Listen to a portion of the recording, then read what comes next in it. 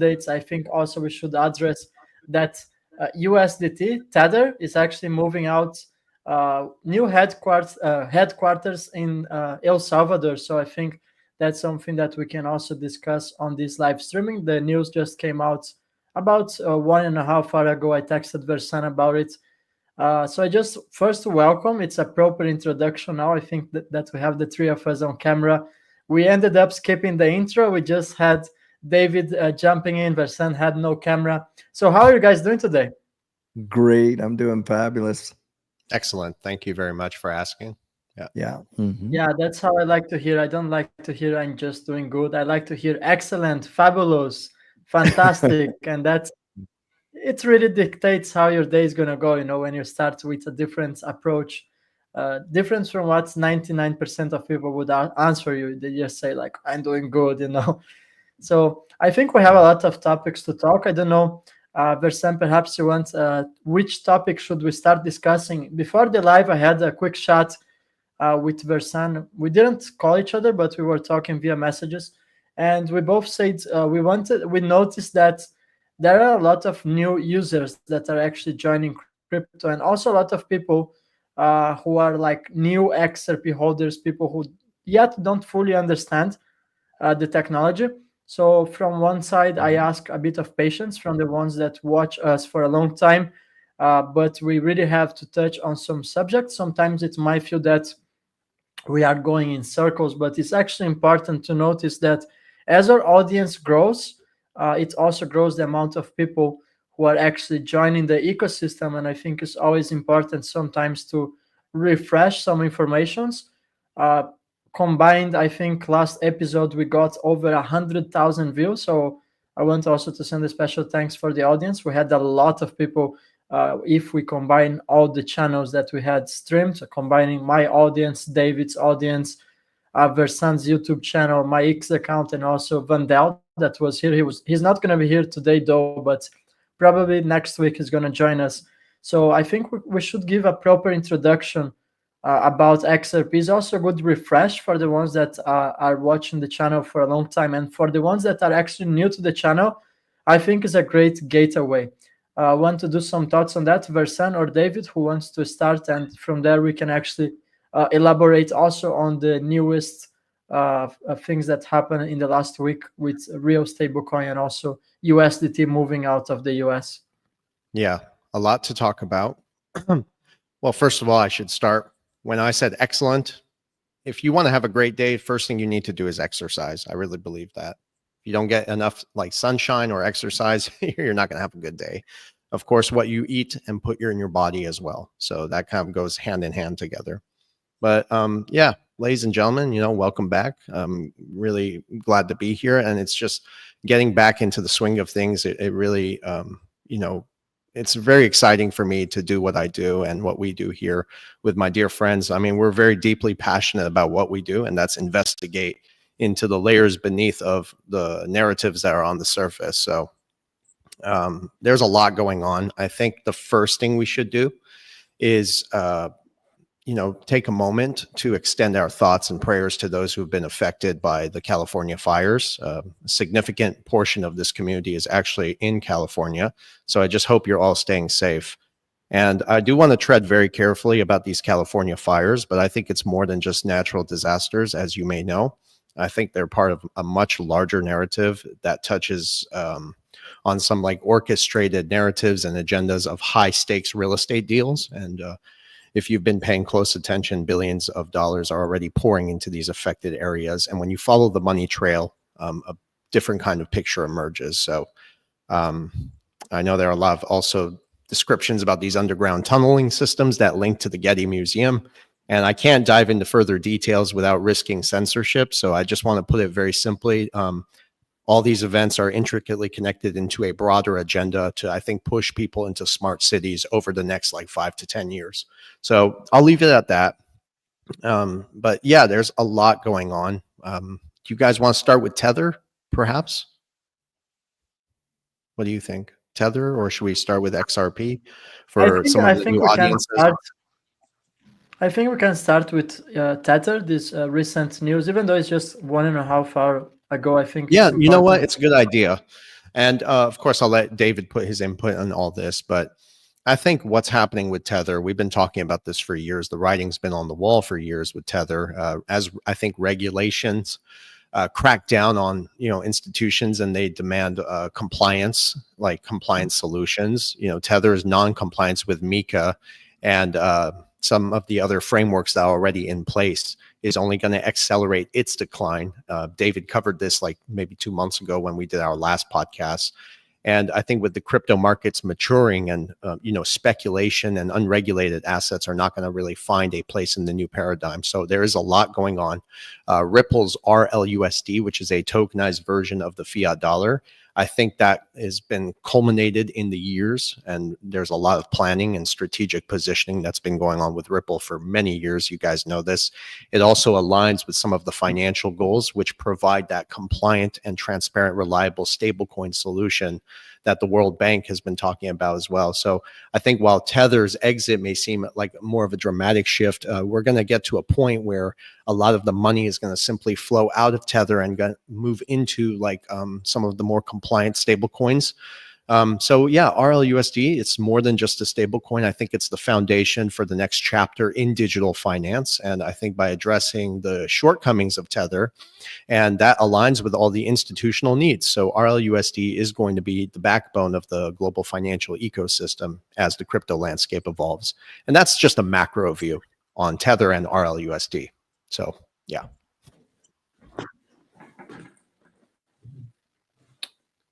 No, I David, agree why with don't that. you I go think ahead? that Well, first of all, what did we're the seeing- audience catch that? If I'm speaking too fast, just let me know. yeah, that's good. That's good. No, I've been reading articles as well and things like that. And of course, the MiCA, regulations in the EU are putting some, heavy standards on a lot of these stable coins because, of course, they want to know that, hey, does the stable coin have the assets it needs to back, what its purported market capitalization is? And they're wanting these companies to, basically be auditable and all this and that. For whatever reason, Tether is not in a position where it can comply with these regulations. Like, what is actually backing Tether? Well, it seems to be a symbiotic relationship between Tether and Bitcoin. When you see Tether mint like a heap of Tether, it's amazing that Bitcoin almost instantaneously, the price really jumps. And this is something that I think as observers in this space, for many years. Look, we've been in this space for 5 years. You guys have been in this space a long time.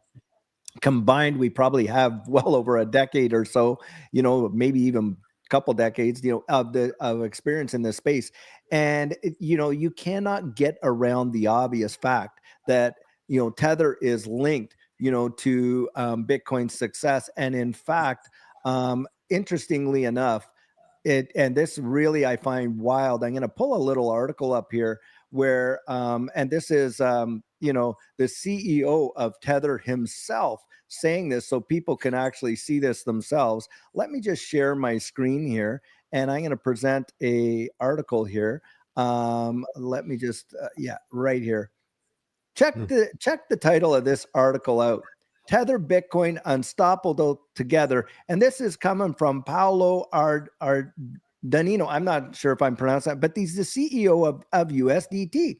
And how he basically is really touting this relationship that they have together. And I'm sorry, like for me, I think that there is something there that a lot of people are asking questions about, legitimate questions. And Brad Garlinghouse not long ago came out and said how he knows, now he's in the know to know, even though it's not publicly made known, but how the US government's investigating Tether, and of course, not being able to, see the comply with the MiCA, regulations. I do believe that RLUSD, the motivation from Ripple to come out there and actually issue their own stablecoin is to take a big bite out of this market.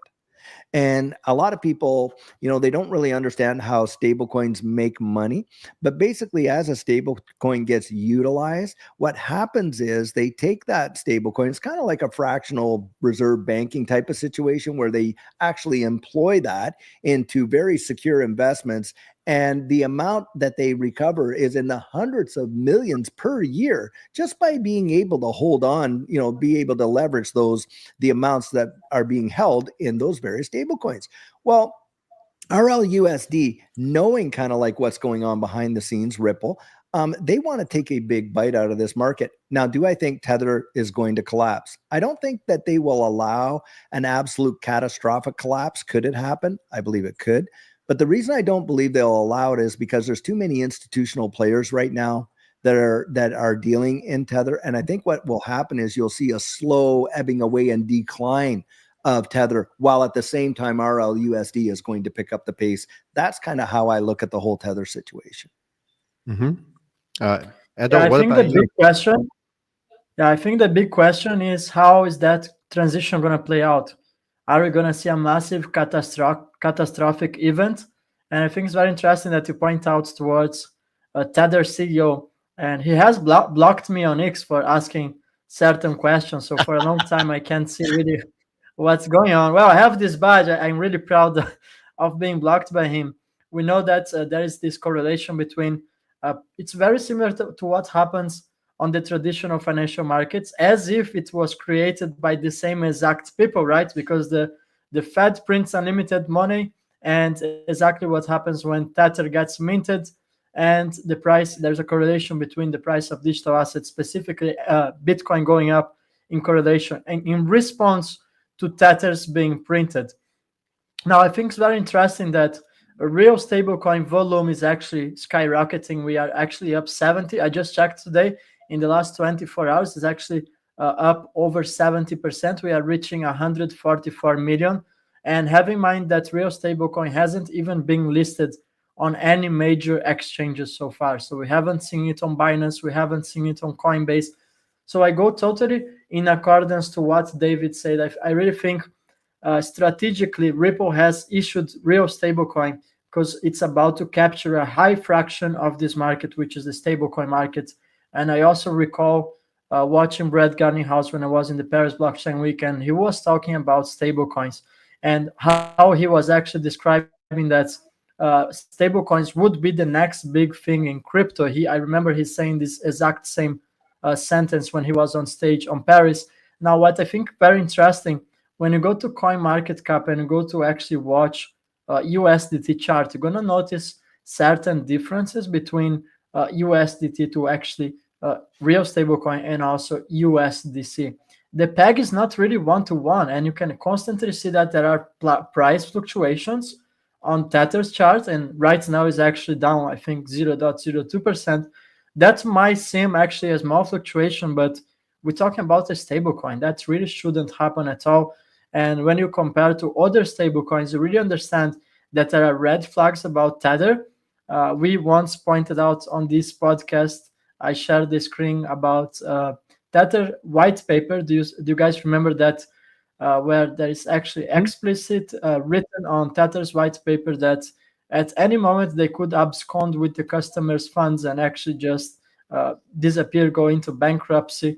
And I think that's very suspicious as well. So as we see USDT Tether distancing itself from the more, let's say, reliable jurisdictions, the more serious ones, such as Europe, and it's not MiCA compliant, first at all. And second, is also distancing itself from the United States, is actually being investigated. It has also been fined by the competent authority. I think it's called the CTFC or the CFTC. Now I don't remember CFTC. how it's pronounced. Yeah, they have been fined, I think, over 30 million because they lied about the USD reserves. It's not one-to-one as they claimed in the past. That's public information, ladies and gentlemen.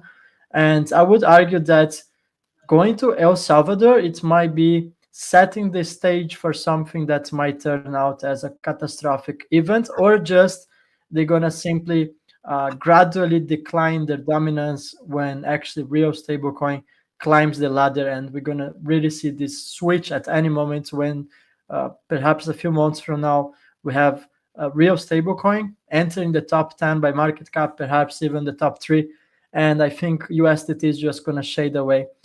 The big question is it going to be a gradual transition, or we're going to have a massive black swan event? I honestly don't have the answer, but I'm watching very carefully the major Yeah. red flags for Tether. I think a black swan event is also likely. Now, we understand that USDT has served its purpose as a bridge from traditional finance into the crypto world, but it does pose significant systemic risk to the banking sector because it's lacking of reserves. So you can question that, questionable audits as well that they've been able to circumvent many times. And I think the absence of also clear regulatory frameworks makes it a liability in its of itself. So if global regulators are going to tighten the noose with non-compliance with MiCA, and that's going to likely force Tether out of all the markets eventually. And that's a move that could certainly ripple across the globe, no pun intended. But unlike Tether, RLUSD is the first and only regulated institutional stablecoin that is specifically designed in alignment with the evolving financial regulations. So that's a very plus, big positive thing there. So I think over time, as we start to see the banking sector more at risk to all this unbacked exposure, which is tied to the crypto markets because of the extreme leverage, that could be a catalyst to take a significant chunk of the market from Tether and into RLUSD. So you know how this is all playing out in real time. We've been so far ahead of the curve. It's incredible that every time these headlines are coming out, they're all coming out in a very orchestrated fashion that is strategic in alignment with the regulatory frameworks, with also the geopolitical landscape. So it's very exciting.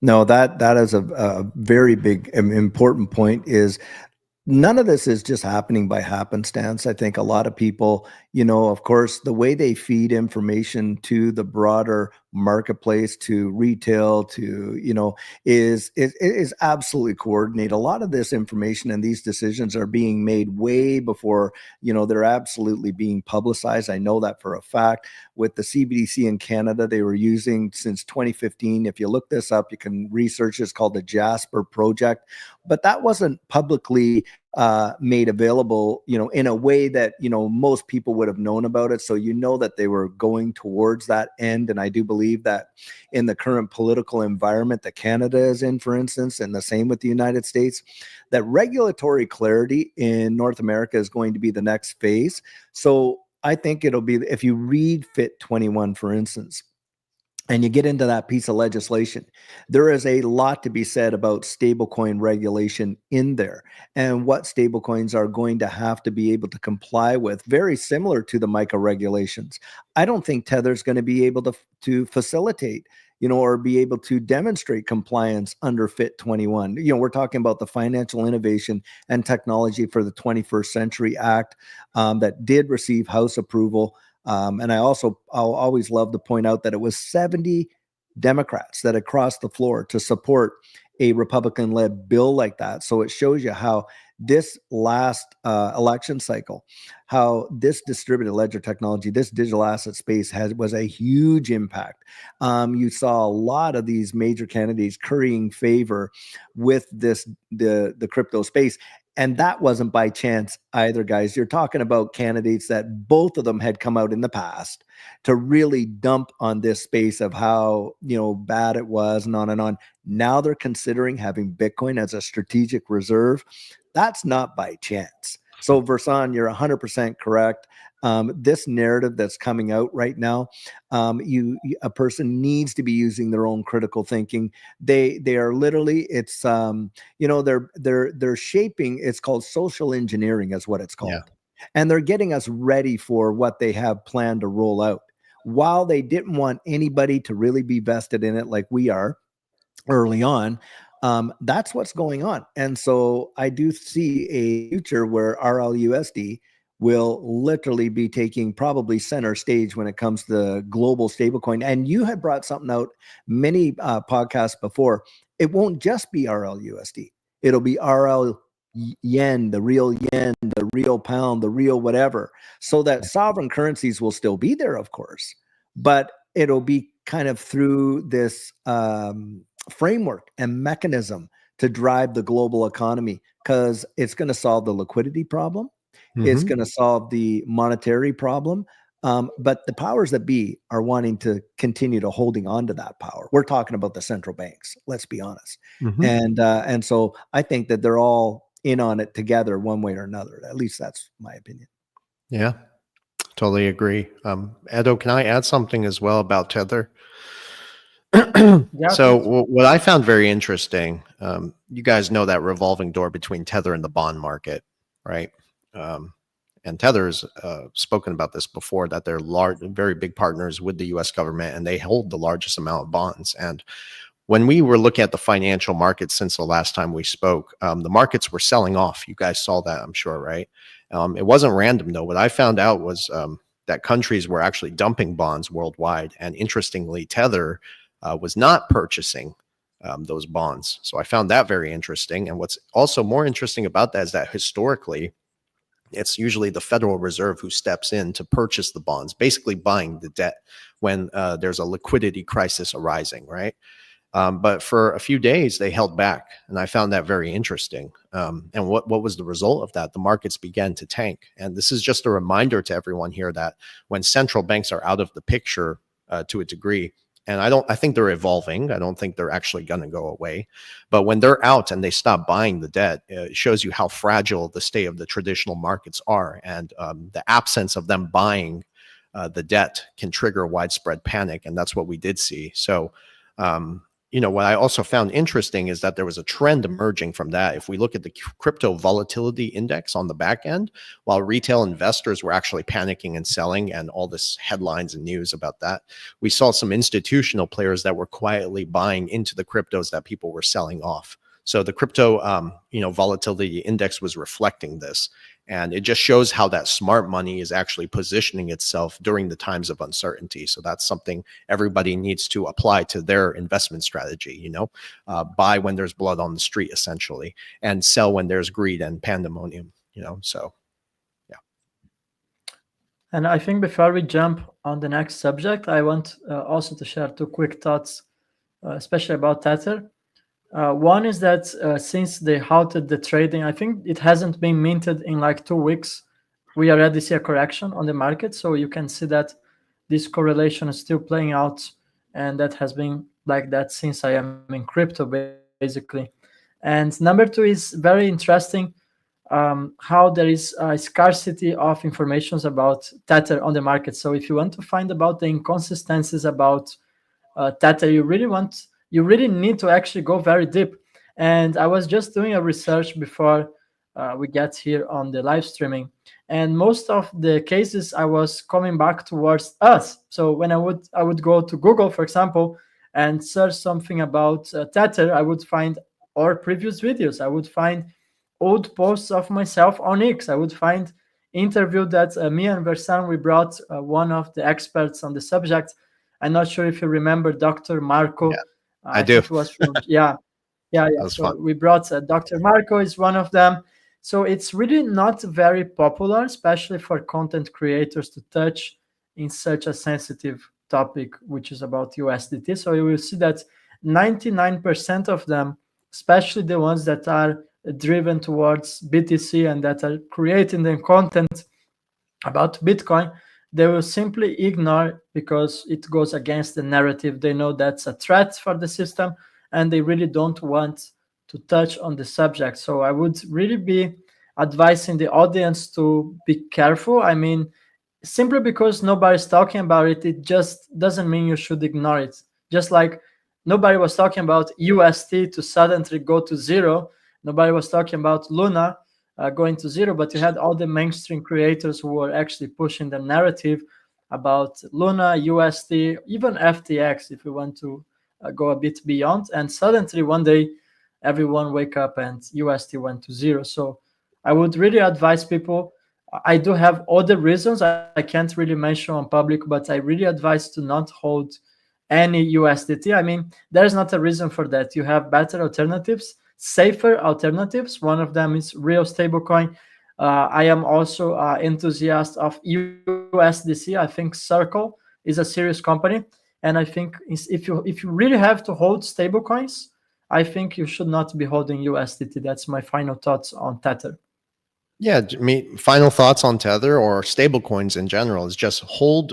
If you want to park your money in a digital asset, make sure that's regulated. That's it.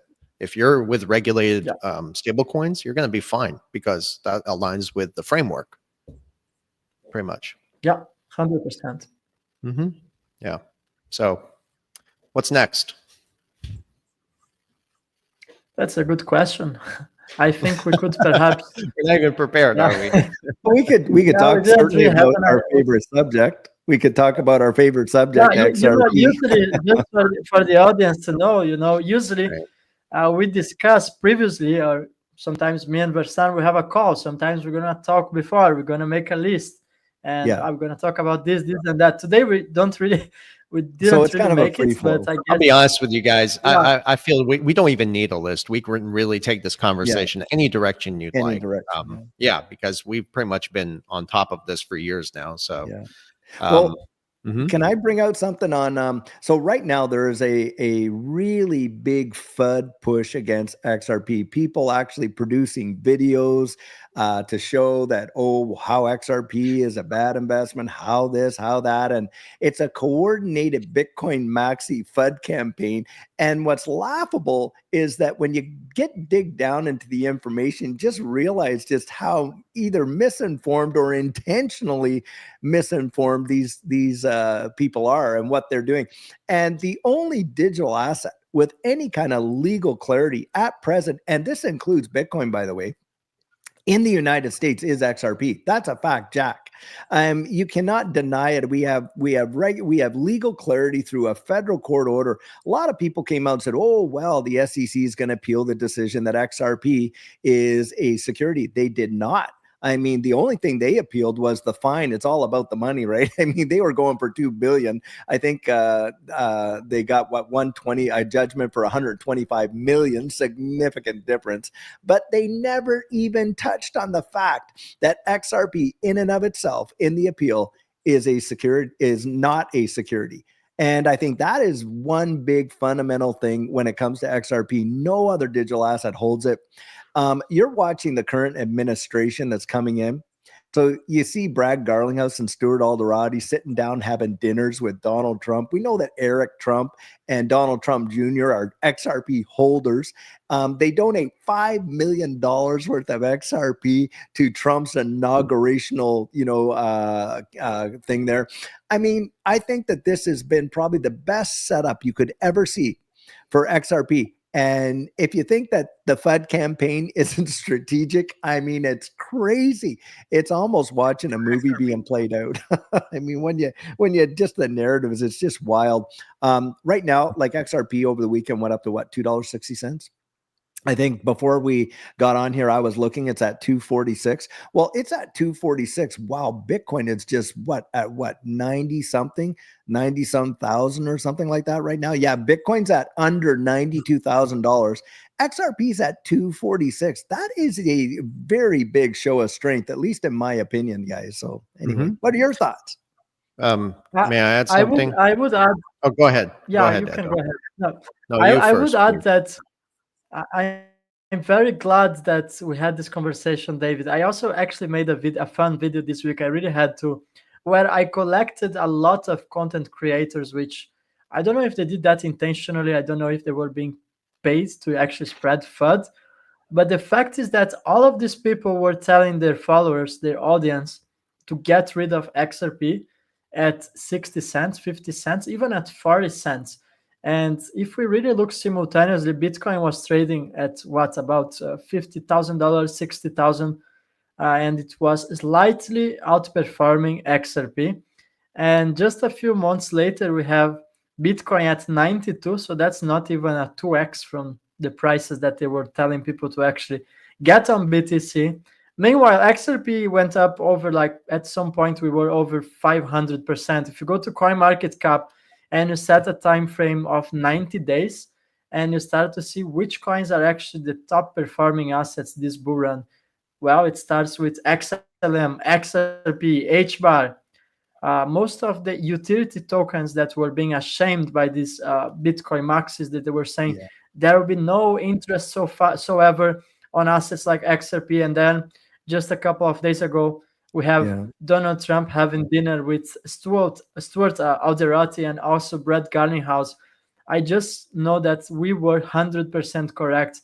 And I'm very glad that we were able to actually pass the message. I made so many comparisons telling people if you put like 50,000 bucks on Bitcoin and Bitcoin goes to 100K, well, congratulations, you just did a 2x, you know. And meanwhile, had such great alternatives with XLM below 10 cents. XRP was actually below 50 cents. It was just insane. When you look to companies like Ripple and Stellar, and you see that digital assets like XRP and XLM were like 10 cents, 40 cents. And that's why I basically went all in. And so far, that has been the greatest decision I ever made in regards to my finances. And that just shows that there is paid FUD. I don't see how these people would be putting out such bad information, actually misinformation about XRP, calling it centralized, calling it a scam. And actually, you have like Ripple that They're is afraid of said it. to be one of the greatest companies ever. So, Versan, please go ahead now with your thoughts. My God, I got so much shit to say. Man, first of all, just align yourselves with what the regulators, the big institutions, the 1%ers are doing. You know, you can't say something is centralized when you already live in a centralized system. All right. You have pinpoint accuracy with GPS. If everything was going to be decentralized, let's be realistic. All you need is an internet connection. But not even that. The decentralization part is already thrown out because you need an IP address to even connect with the internet. That's one, or some satellite out there with pinpoint accuracy to your destination. And on top of that, you have to go through an exchange. An exchange is not centralized. And then to cash out of an exchange, you've got to go through a central authority, which is a bank. So where's the decentralization part? It doesn't exist. That's just nonsense, guys. And on top of that, as far as the FUD, the fear, uncertainty, and doubt, the resistance and the suppression of XRP is not coincidental. The SEC's lawsuit, even with Ripple, was a very calculated move to slow down the adoption and suppress awareness. The delisting of XRP from major exchanges. And what about the 1,700 non-disclosure agreements with Ripple and governments and other financial institutions? That just continues to further highlight the importance of the behind-the-scenes activity and the importance of XRP itself. Not to mention when Ripple even referred to XRP, which is a cross-border remittance protocol, as a world reserve currency on their website before quietly removing the statement. Do you remember that? The connections are clear for those who are willing to know, to look at all this stuff. So, you know, I don't buy into the fear, uncertainty, and doubt, guys. You know me, I don't listen to the noise. I haven't even checked the XRP price in over 2 weeks, okay, because I don't care. I know what I've done. I know how I've positioned myself. I am being patient. I understand how these market cycles are going to play. And I understand that the weak will get weeded out eventually. Okay. So what I find more interesting about XRP and what Ripple is trying to accomplish is the relationship that they have with central banks that also are aligning with this shift. If you guys are familiar with Basel III regulations from the Bank for International Settlements, requires banks to hold substantial reserves of physical gold. And the future is not about physical. I get that. It's about digital. And XRP fits the bill to through RippleNet to enable central banks that align with the Basel III regulations to tokenize physical assets like gold through stable coins. They're tokenizing bonds, they're tokenizing debt, you know, and that provides stability to currencies, that provides stability to the economy in the long run of things. So XRP effectively is acting as the reserve currency for a tokenized economy. And that's really, that's the reality of XRP. You want to be part of the wealth transfer as everything goes digital. It has to be running on a scalable, secure, immutable blockchain protocol. And that's what you're investing in. It's not really a currency. You know, I think you're acquiring a piece of the infrastructure, building the rails for pretty much where all this value is going to move on. And that's what XRP is to me. So I don't even look at the markets anymore, guys. I pay attention more to the narratives around freedom, because I Yeah, think it's the protocol. yeah, It's the sure. protocol. But as we're being And bridged into a yeah, digital system, the thing yes, that concerns me more is about the our liberties, our freedoms, yeah. right? I would like to touch on that because you had said something about, you know, it to say anything's decentralized in a centralized world is insanity. But this is the narrative that they have put out there. And privacy, genuine privacy, is a total illusion. You know, because look, our vehicles now, whether it's you're getting Ford, GM, it doesn't matter, Mercedes, BMW, it does not matter what vehicle, their technology is built right into those things with just GPS, but not even GPS alone. Look at all the new vehicles they're installing inward cabin facing cameras in the new video. And I was down at a dealer looking at one and they were saying, oh, well, that's if you wanted to do Zoom meetings. I'm like, come on, you guys, you must think we're insane that we're going to sit and do Zoom meetings in our vehicles, that everyone needs a camera looking inside the cabin.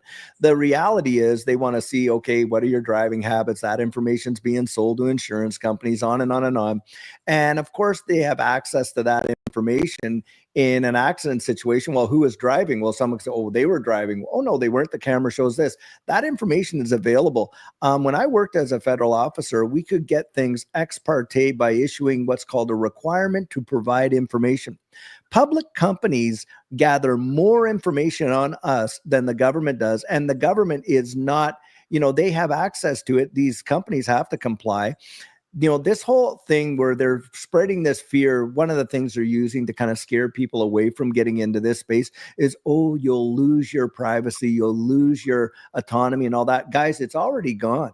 If you think that you have it right now, you're kidding yourself. Every one of these that you have, almost every application on it requires to know your location, including your calculator. Now tell me, why does your calculator need to know where you're standing in a 3 feet radius? But that's the way it is. If you want to use the applications, you agree to those things. So Versan's absolutely right. This whole idea of scaring people away from this space because, oh, we're going to lose this privacy and autonomy. The fact of the matter is we don't have it anyway.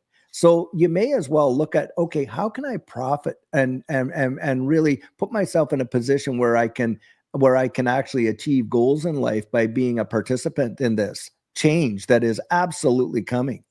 And what it ultimately will lead to, well, maybe it's going to lead to some sort of, you know, totalitarian type of thing. But in the meantime and in between time, you know, I want to be involved in this situation where, hey, look, I'm going to occupy till he comes, as the word says, but that, you know, we can benefit from being ahead of the curve. Most people are absolutely, completely, and totally oblivious to the change that's coming, and they are going to be subservient to it. You know, and but you can position yourself where you do not have to be kind of like a victim of it. You can be a driver in it. At least that is how I've looked at it. Edo, did you put this up, or did you put this up, or son? I put it up. No, Yeah, go ahead. Talk about what you got I here. want Talk about Edo. what you got here.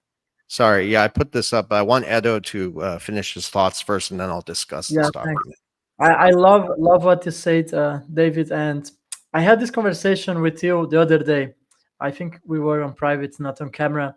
And the fact is that right now we have two choices, right? Or I have said this so many times, or you're gonna be a late adopter, or you become an early investor. And by the way the world is evolving, I really think it's gonna be like pay to play. So you need to become wealthy so you can bypass the majority of the bullshit they're gonna throw at you. Because basically, if you build financial freedom, you can always make your way. And as we were discussing, for example, think about all the controls they make to you on the airport by forcing you to be scanned on things that are actually harmful to your health. You can't even bring a bottle of water. Now, why is that? If you have a private jet, you can actually bypass all of that bullshit. And same during what happened in 2019, which I will not even mention here because I don't want the video to be taken down. Because basically, what they are telling you, if you become rich, you can bypass the majority of the bullshit. So I really think the focus now should be to make money. I'm not saying money is the most important thing in life. I'm just saying that right now money buys you some degree of freedom, and if you want freedom, I think the best alternative right now is to get invested in digital assets. Now there is a quick comment I want to address. Someone says if we can talk about the clawback futures on the XRP and how we can actually protect our XRP. I think that's a very interesting question. So I want to address that. The XRP ledger, it's also called the RPCA Ripple's Consensus Protocol algorithm. It really doesn't have a clawback feature towards your XRP. So if you have your XRPs sitting on cold wallets, there's nobody that can actually claw your XRP backs. However, the reason why there's a clawback feature is because that's for CBDC purposes, for the stablecoin, Yes. so they can claw back, Yes. for example, real stablecoin, or they can claw Yeah. back any asset that is issued on top of the Yeah, it's XRP not ledger that XRP. doesn't have. It's not. Yeah. Yeah, they can't claim the digital asset they can't really claim is XRP, and you have to Mhm. understand that that really came with the purpose of CBDCs. That's why there is a Yep. clawback feature. So I'm very neutral about that. I understand that's required for mass adoption. That's required for the banks to actually adopt the XRP ledger as a remittance protocol. However, the Mhm. XRP is safe. You don't really have to worry about that. And I would also to address on what Versan said before. Although I totally agree that there is some level of decentralization, but if we have to be very honest, and I know that's not very popular, it's not 100% decentralized. I mean, it's far more decentralized than Bitcoin.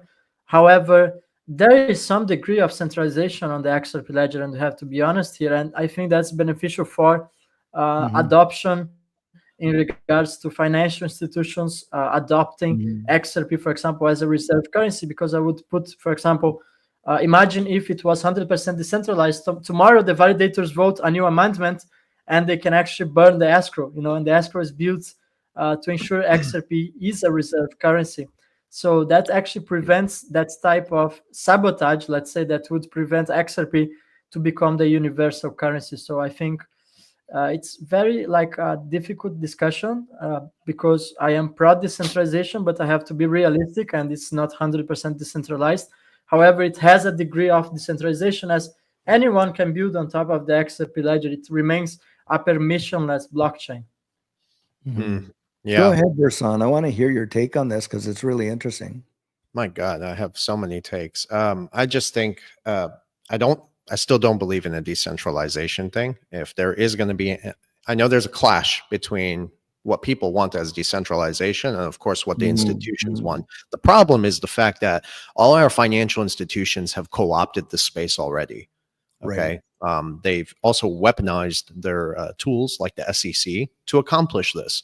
It's very possible that maybe BlackRock and Vanguard do have a plan up their sleeves to co-opt this financial landscape, and nothing has really changed. It's hard to explain, but I don't think there's going to be a decentralized aspect to any of this, and that's why you buy gold really or physical assets. But people are like, well, how are we supposed to barter and trade with physical gold? It's not practical. I understand that, but if you do more research into BlackRock and what some of these other experts have spoken about, and I'm talking about the real experts, not your mainstream nonsense. Okay. They have been able to come to the same conclusions that all of this has been co-opted by big institutions, right? And that's very problematic because it seems that they're putting these systems into place where if you do not participate, you are excluded from the system. So to some degree, you have to have some skin in the game. We do believe that these technologies no doubt are building the infrastructure. So there is potential for mass wealth generation as everything is digital and put onto these distributed ledger technologies. The key is what do you do with your money, right? When I took an $87,000 profit, I was able to quickly take that money and buy hard assets, right? Which have now appreciated. So that's typically what I do. Food, water, other resources. For me, that is currency, right? Water is currency for me. We are already hearing about resource problems in California, and I believe that in the next 5 years, they're going to orchestrate this resource problem at a global scale. And And that's how they've already managed to weaponize the food industry. So all of this stuff ties in together to where they're trying to take us, a technocratic society. Elon Musk is not your friend, ladies and gentlemen. People believe all this nonsense about him. Yeah, somebody who wears a cross upside down for Halloween, keeps it on his profile for 1 year. People who are buying into the Trump narrative as well. Trump answers to the central banks. I'll tell you one thing. If he's going to make any changes, people are going to have to be the result of that change. So it all starts from within. I think all these narratives around freedom and liberty that are dominating the public discourse right now, the reality actually tells a very different story, because every day our personal freedoms are being eroded by the day. Take the geopolitical shifts, for example. With Trump's potential return to office, we're already seeing massive financial moves, including billions being funneled into Israel, for instance, right? And I have nothing against Israel, but I have something against the people who are hiding behind the flag of Israel, if you know what I'm talking about. So a lot of the narratives that we see, and this is from the Q guys, right? It's a very calculated resurfacing of very old truths. And this is why I call it a late awakening, not a great awakening. And they have been repackaged to fit the modern agendas. So people who believe that they're waking up are being leaned towards a new false narrative, a false liberty, and a false messiah even. And they're presenting this as a fight for freedom, but I promise you much of it is theater, ladies and gentlemen. So yeah, that's my macro take on the whole decentralization part. I totally agree. And they brought this figure of Elon Musk, which, he kind of became a very popular figure, but that's just a way for make people to accept that we are moving towards a technocracy. That's really the way that it's going. I really think that at some point they really want to get rid of elected politicians, right? I don't think that the population really has a choice at the moment. Take the Union European, for example, and most of the people taking decisions for Europe, they were never voted by the people. They were never really elected. The Angela Merkels and all of these globalist puppets. And I have to be very careful with my words here. Otherwise, you're going to end up being censored by YouTube. However, we are really moving towards technocracy, and just think about how they are treating the population. Come on, they are taxing the population like slaves. That's the reality. They have no justification to tax the way they are taxing people. What's really the point to tax your crypto gains? I mean, think for a second. If you make a trading mistake and you lose 100% of your portfolio, they assume it's your fault. They don't give you any refund. It's your responsibility. But suddenly you make gains, and now they want to tax your crypto gains. Well, and they want to tax unrealized. Yeah. The unrealized crypto gains. It's really taxing the population. Insane. It's modern day slavery. Yeah. And, just to pivot one more time, guys, I really believe, politicians will say whatever the hell they need to say in order to get you to buy the narrative, to take the bait. I see this shit every 4 years. I'm not from this country. I grew up in Saudi Arabia. I grew up in Dubai. I've seen the world for what it is. By the way, America has a very distorted view on how the world really works. Okay. And in the US, what I've witnessed and from the information I've gotten, the people I've spoken to today, and some of the smartest people I know agree with me on this. We are, including you guys, we are witnessing two major shows. One, on the surface, there's the political drama that captivates the public attention. Underneath everything, there's a far more significant and sinister agenda at play. And the ultimate goal is not about the preservation of democracy. We talked about this months ago, Edo and David, when I said that they would come in and do the Cloward pivot strategy in order to collapse the system from within, bring somebody new in order to bring the United Nations in to do political reform. And this is happening in every country around the world, but nobody's paying attention to it. They're all mixed up in the hype of XRP and digital assets. Here we are embracing the technology that is essentially going to take us into this new system. Understand that. That's true. Yeah. We are embracing that technology that we know for a fact. I mean, if you looked at it, like, I'm a person of faith, most people know that. From a prophetic point of view, this is literally the fulfillment of what we would classify as a mark of the beast system, ultimately being developed. But even in that capacity, and Edo had brought this out, is that, look, in the meantime, we do have that ability to not become a victim to the system, but for as long as we can. Look, I remember when I went down to do my immigration interview in Montreal, and I was flying from Vancouver. It was the height of when this was going on, And I decided, because this was a monumental event for us, I was going to fly first class, So I get on this first class flight. Once we were on the flight and everything like that, the rules for people sitting in first class did not apply like they did to the rules of people sitting in coach, where everyone had to, be like this. In first class, those things were coming off. And nobody said boo about it. And that just shows you, like, there is a class distinction. And this is absolutely something that, they are, and in a way, it's a way of dividing, the classes and controlling people. It's a different mechanism of control. And this is how they go about doing it. And you're right. There's the surface narrative, but then there's the undercurrents of what's really going on. And we know for a fact, that these things are coming in. They are coming to a swift conclusion, and it is literally following an absolutely, I don't know how a person could deny it, biblical narrative. When I was an underground economy officer, I remember investigating, the underground economy, what we would call the black market and all this and that, because a lot of finances go through that. And I had did that in special enforcement from 2008 to about 2011, somewhere in that neighborhood. Anyway, I remember thinking to myself, as a believer at that point, I'd be like, how are they going to implement a system where the rich and the poor, the slave and the free, and all these different people can't buy or sell? Because there's always been an underground economy. Well, back then, there was no, blockchain-based distributed ledger technology type system going on. It started to be introduced with the introduction of Bitcoin. But now it's gone so mainstream that we know for a fact that all these governments have been behind it. And who created Bitcoin? Come on. It wasn't Satoshi Nakamoto. That's a bunch of hogwash. That's utter bananas. And more than likely, it was a government orchestrated nefarious, and we have evidence to that, but rather than get into all those details.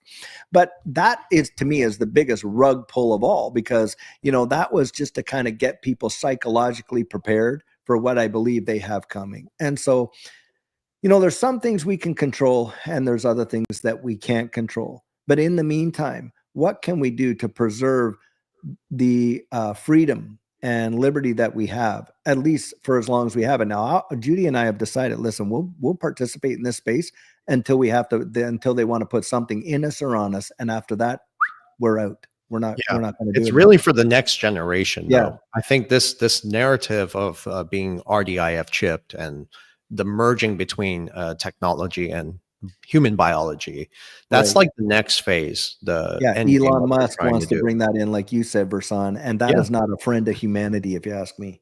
No, of course not. And those are the real dangers that we have to look ahead. I think technology is rapidly growing. I get that.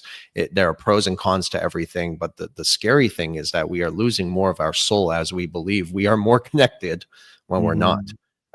Technology is going to be the end of us to a degree. And some of these technocratic elite, they believe this stuff. They're not humanists. They do believe in excluding the human population. And sadly, from the other side of this story, you're going to see a lot of people in the comments. I already know this, that they're going to talk about Trump is removing the deep state. Trump is doing this and that. Well, I don't think they're doing it the right way, if that really is the case, because some people have actually told me in the space that, some catastrophic event like a nuclear bomb going off needs to occur for us to wake up. I disagree with that. You don't have to go kill and impoverish an entire class of people to prove a point. There are right ways to do these kind of things. People need justice. If you want to inspire the human population to rise up and wake up and find out who they really are, that's within the compassion part that we're all missing, the soul. And for that to be accomplished, people need to be inspired by seeing justice. How come Bill Gates is still walking around? Why is Anthony Fauci still over there, right? All these technocratic guys from the World Economic Forum, Elon Musk included, these people are not saints.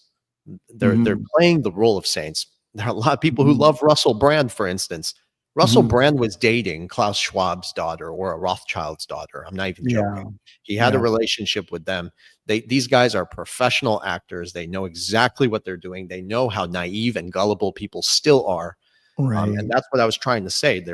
All these old truths are being resurfaced to convince people that, oh, change is coming. No, that's how they buy you into taking the new bullshit. Okay. So that's the reality of the situation. But I do believe there is hope in. Of course, I am not doom and gloom, guys. I'm optimistic. I want to talk to the audience now. Is that not doom and gloom? We're very optimistic. We just try to teach people the strategies, how to be in and out, and of course, how to position yourself. But if we are indeed going to this technocratic society, the way I would see people to really invest their money, sure, invest in the technologies that are building the infrastructure because of the potential wealth transfer, but make sure that you're not keeping all your money in digital infrastructure. There are pros and cons to this. Invest in hard assets, right? I put thousands of dollars into water to just make sure that I don't go thirsty if there is a resource problem. And I think that's really what currency is. You know, currency is assets, and that's what the 1%ers are doing too. So if the 1%ers are buying assets with the profits they're taking, maybe we should align our thinking with them. Because they obviously know what they're doing. So I would say, and to add to, because I think the line of thought that you got there is tremendously, and you know that we've had our conversations Versan off of these, and we both are, and we have a lot of congruence there. And you know, the one thing I was thinking is like, look, the greatest commodity that all of us have, believe it or not, is time. Time is the one thing that, you know, I'm 57 years old. I oftentimes say I have more life behind me than I do ahead of me. I'm probably on the home 20, the home 30 if statistically I live till I'm 87 years of age, of course. And this is a huge, huge deal. A lot of people treat everything that we do, all the investments that we're making in this life, as if somehow it's eternal. And it's not, and things could change on a dime. And this is where your internal constitution has to be absolutely rock solid. And, you know, with the way in which they've conditioned this current generation of people through social media and social engineering and all that, is that, you know, their confidence and assurance and conviction in life can literally change on a moment with situational ethics, with whether or not you get the right level of affirmation from social media, this and that. And you can see it in this digital asset space, whether you're holding the right assets or you're not, or whatever, and on and on. The affirmation that you get, and, you know, and also the, you know, the condemnation that you get and things like that. And so, you know, when you think of it from that perspective, and you want to be really strategic as an investor, in my mind, it's not the outward influences that really make that difference. It's the internal constitution. And you start thinking about, you know, okay, if I'm going to plan out my situation, what is the end goal here? Is it wealth? Is it riches? Because I'll tell you what, you can have wealth and riches and still not have liberty, peace, freedom, assurance, or any of those things that we value so much, and we hope that it'll help to bring us. If you don't have I believe, and I think you've said this too, Versan, at various times, usually if you get wealthier, it actually just accentuates what's already in there, right? Like, so if you're a greedy person when you're poor, you'll be a greedy person when you're wealthy. If you're a giving person when you're poor, you'll probably be a better giver when you're wealthy. And this is where, you know, working on the internal constitution, and also I think another big thing about that is what you're really talking about is keep your eyes open. You're really encouraging people, hey, eyes wide open. Don't just acquiesce to the narrative. And because of that, develop, you know, because a lot of people have no apologetic. And that's just basically, okay, what do you believe? But furthermore, why do you believe it? Because look, you just have a conversation with them and they can't even you're literally hearing the fifth estate coming right out of their tongue. And so, and they have dumbed us down, intentionally dumbed us down with social, so that critical thinking is actually criticized. It's actually criticized, and there's punitive. We can't say what we want right on this platform, because if we did, powers that be would shut us down that fast. Yeah. And so this is where, I'm so just sorry. adding to what you're saying. I want to add one more thing, guys. Like Mhm. I've actually tried to have these conversations in the past. Like I've never said what I said on camera like this. I never thought I would, but about how the whole Trump narrative and whatnot, and just a lot of this stuff coming out, and how we have to be mindful that we're being played to a degree, while still truths are coming out, because you could share 90% truth with someone, but if you distort that 10%, probably the most critical part, the whole thing is another deception. And that's what they've done. I've tried having these conversations with many people in the XRP space, and these are some of the bigger XRP influencers in this space. And because of these discussions, they've turned their back on me, calling me doom and gloom, excluding me from projects and certain things, saying that I haven't pretty much wakened up yet.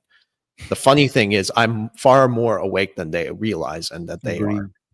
And they are buying into narratives, and they're selling bullshit to you guys a lot of the time. I will teach you about the technology. I will teach you about the pros and cons of this revolution, this financial revolution, and how things are actually playing. But I will always keep you aware of the things you do need to be concerned about, the cons to all of this. So it's really sad. And, sometimes Vindel and I, we can't have these discussions publicly because a lot of our own community has turned on us for real. And I've shared this with you guys off record. So that's something you should be careful for, because I think if people have to, and some of these guys read off teleprompters too to talk. If somebody's reading off a teleprompter, let me tell you something, they're not giving you information. Okay. They're just reading off a freaking teleprompter. It means they don't know what the hell they're talking about. So I can freeball this whole conversation if I had to. But yeah, guys, I just want you to be mindful of some of the propaganda that's being put out there. And just be careful, right?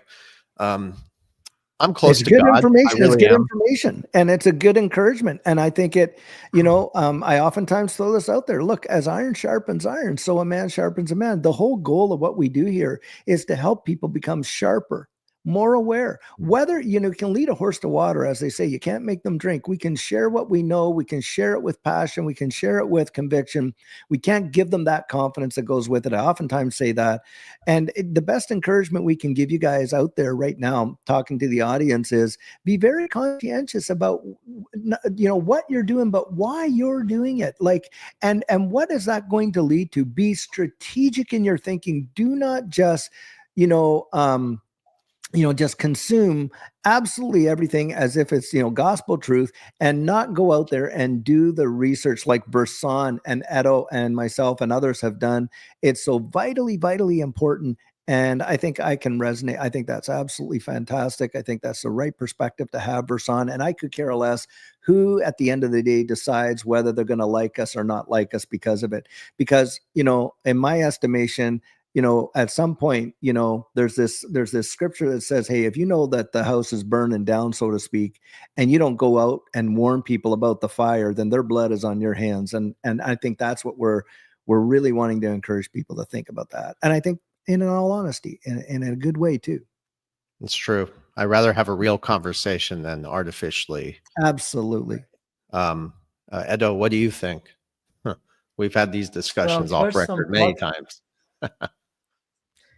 Well, I can't really say 100% of what I would share off camera, but briefly touching on Donald Trump, let's say that if tomorrow or any day at this year he comes on public, he doesn't really need to shut down the Federal Reserve. For me, it's enough he goes out on public and say that people should stop consuming seed oils and perhaps dedicate some time to actually understand the role of minerals in the human brain. I would perhaps apologize on public. I would make a video and say I was wrong. Well, jokes aside, I do think that there is a narrative and most people are not really paying attention. I know it's not very popular.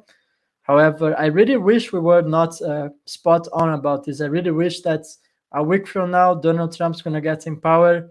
The world's economy is going to actually blow up. It's going to actually go on the right direction. Inflation is going to disappear. But we know that's not the case. I mean, as much as I wish, and of course I have more sympathy for Republicans than I do for Democrats, I think that's quite obvious. I'm not falling for the narrative. From my perspective, we really need to look for the head of the snake, and the head of the snake is central banks and unlimited printing currency devaluation. That's what's happening right now. However, I think it's important to look that when a force goes, I don't really know how to say this in English. I have this on Italian in my mind, but let me try to rephrase it. When something goes towards one direction, there is always a force that goes on the opposite direction. That's kind of an universal law. So the fact that right now there is all this government control taking place, CBDCs, and all of that we spoke on this live stream, I also think that's a unique opportunity right now going on the other direction. And I just think about, I think I speak for the three of us that we are really building generational wealth here. And by doing the right decisions, by asking the right questions, by actually going against the official narrative, well, we are thriving. I think we are outperforming 99% of all the educated people out there who are actually working on regular jobs. And by the script, they should be outperforming us, but it's actually the other way around. So I think when we have such things like this one here, it's actually, it can be a gun pointed against your head, but it can also be a powerful tool that you can use to actually buy more time, which is a currency. You can actually work from anywhere in the world. You can actually use this in a smart way so that you're going to make more money instead of being controlled by these devices, which, by the way, they are designed to control you. But you do have a choice. I think it's biblical. I mean, we can look from a religious perspective. We can look from, I think it's called 10,000 might fall by your side, but it will not touch you. I think that's really powerful. I think we always have a choice. And that's why I remain more optimistic than ever. I think I'm having the best time of my life in the past years. And I actually arrived here by not following the narrative. I think all of the scarcity, all of the inflation, the currency devaluations, they will not touch us if we actually first have faith that we are taking the right decisions, and second, if we just don't follow the narratives and we go against what 99% of people are doing. It's very easy. You look from a health perspective. If you do what they tell you, guess what? You are sick. If you go against the official narrative and you start to really comprehend what is making you sick, removing certain foods from your diet, and you suddenly become a more healthy person, you can do the same with your wealth. You just do the opposite.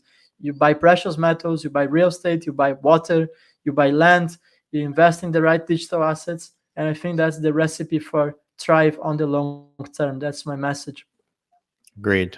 I'll close just a final statement. Saw some comments that I should certainly quickly address. Number one, they said Trump was going to shut down the Federal Reserve. Well, let me tell you, the Federal Reserve was already designed to collapse under the weight of its own pressure and debt. But at a time of their choosing, what do I mean by this? Once they've consolidated enough wealth and control over the people, because what do central banks essentially do? They print money out of thin air, and they use that money to trickle it up to the 1% to 2%ers so they can buy the assets that you can't afford to hold on to because they devalued the currency. So you're selling assets because you have to pay higher goods and services. So the Federal Reserve was always going to collapse. So when Ron Paul and Donald Trump talk about shutting down the Federal Reserve, that's bullshit because it was going to collapse anyways. And they knew this, but the people don't know it because they're not financially literate. So they can get away with lying to you about that. See what I'm talking about? That's one. The second thing, Trump is going to shut things down. Well, once again, here we go. U.S. corporation is already insolvent. U.S. corporation is already dissolved. Okay. So what do you mean he's going to shut it down? They were going to shut it down inevitably when the right time came, again, of consolidating wealth and power, because the United Nations is behind 90% of what you're seeing happening right now today all over the world. And guess who's behind the UN? The Vatican. And I'm not kidding about that. Still, till this very day, saying that Trump moved gold from the Vatican back to the US, that's irrelevant. And who gives a shit? Central banks move gold all the time around the world. What does that have to do with the underlying problems that we have not talked about? We'll save that for another discussion. As far as XRP, somebody asked about the price. The price of XRP is going to reflect the institutional demand that it was designed to build for and to settle all those transactions, bridge those financial ecosystems, bridge digital currencies, et cetera, et cetera. So the price will eventually reflect once regulation comes, I believe. And 2025 is big for regulation. It aligns with the ISO compliance. which is just an update for the banking system. It also aligns with the Basel III requirements for central banks, the end of 2025. Also aligning with Trump deregulating the banking system to allow Wall Street to merge with the banking sector. That requires regulation. So regulation is going to be the thing that actually kicks these things off. And eventually, once utility is there, it will reflect for the demand it was designed to handle. So that's how I'm going to end this video. And yeah, guys, I do want to send my prayers one more time to the California residents, people who were affected by that. And just know, I'll send my prayers for you guys. And, you know, I love you all. A lot of our listeners are from California. So, yeah, guys, thank you. Well, yeah. I just like to say that, you know, I love you guys and this community. And I think anybody that's watching, you know, this show or our channels, I think you're getting, you know, people that are genuinely do care, really want to see you succeed to the best. And, you know, these are our thoughts. These are our opinions of, you know, what we've experienced and why we believe what we believe. And just I would encourage you, go out there and, you know, take that time it takes to kind of peel back the onion and get those convictions for yourself. But I also, you know, would just encourage people to be just as critical thinking as you possibly can be, like Bersan and Edo and I in this podcast anyway, and many of our podcasts are encouraging you to do, because I think that's where you'll see the greatest benefit. XRP, you guys know I'm a 100% believer in what it can accomplish. It's made such a difference in our lives already. And I think it's just going to continue to be a big driver in the future global economy. That's what I would have to say. Amen. We know what to do, guys. So XRP hasn't even scratched the surface yet. So I want to send a special thanks for the audience. We have almost 6,000 people who are actually watching us live now. So my final message is always be careful with scammers on the comment sections. They will try to actually deceive you on actually getting your cryptocurrency. So be very aware. We're not going to contact anyone privately, not on the YouTube comments as well. Be very mindful. You have to always look for the verified account. And from my side, that's everything. Thank you, everyone. And we're going to see you next week. Take care. Thanks, guys.